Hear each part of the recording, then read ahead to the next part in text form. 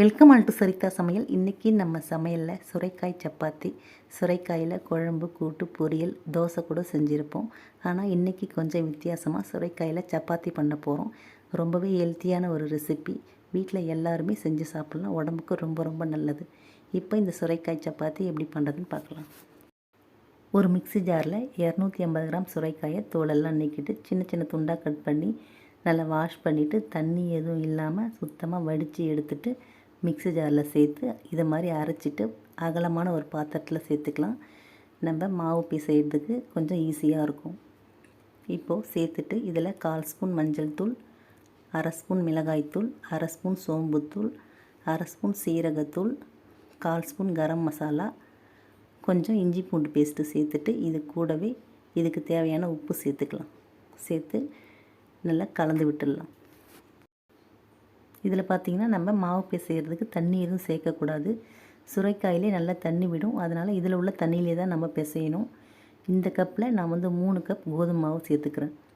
நம்ம பத்தலைன்னா இன்னும் கூட ஒரு 1/2 கப் சேர்த்துக்கலாம். ஃபஸ்ட்டு நம்ம பிசைஞ்சு பார்த்துட்டு கொஞ்சம் தண்ணியாக இருக்கிற மாதிரி இருந்தால் நம்ம இன்னும் ஒரு 1/2 கப் கூட சேர்த்து பிசைஞ்சிக்கலாம்.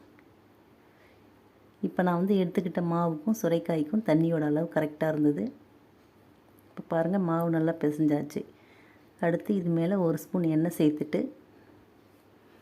ஒரு 15 நிமிஷம் நல்லா ஊறி வரட்டும். மூடி போட்டு கொஞ்சம் நேரம் அப்படியே விட்டுருவோம். இப்போது 15 நிமிஷத்துக்கு அப்புறம் மாவு பார்த்திங்கன்னா நல்லா சாஃப்டாக ஊறி ரெடி ஆகிடுச்சு. இப்போ நமக்கு எந்த சைஸில் சப்பாத்தி தேவையோ அந்த சைஸில் மாவு எடுத்து இப்போது ஒரு சப்பாத்தி கட்டையில் கொஞ்சமாக கோதுமை மாவு சேர்த்துட்டு நல்லா இந்த மாவை ரவுண்ட் ஷேப்பில் மெல்லிசாக திரட்டிக்கலாம். மொத்தமாக திரட்டக்கூடாது. ஏன்னா நம்ம எல்லா பொருளுமே பச்சையாக தான் சேர்த்துருக்கோம். சுரைக்காயும் மசாலா பொருள் எல்லாமே நம்ம பச்சையாக தான் சேர்த்துருக்கோம். நம்ம மெல்லிசாக திரட்டும் போது தான் 2 பக்கமும் நல்லா வெந்து வரும். அதனால் ரவுண்ட் ஷேப்பில் நல்லா மெல்லிசாக திரட்டிக்கலாம்.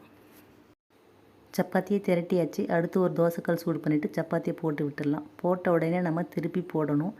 நம்ம ஒரு பக்கம் வெந்ததுக்கப்புறம் திருப்பி போடும்போது சப்பாத்தி ஹார்டாகிடும். நம்ம எந்த சப்பாத்தி செய்யும் போதும் உடனுக்குடனே திருப்பி போட்டு கையில் இது மாதிரி லைட்டாக எண்ணெய் தொட்டு அங்கங்கே படுற மாதிரி தடவி விட்டுடலாம். 2 பக்கமும் நல்லா செவந்ததுக்கப்புறம் இதை நம்ம எடுத்துடலாம். பிடிச்சிருந்தால் லைக் பண்ணி, ஷேர் பண்ணி, கமெண்ட் பண்ணுங்கள்.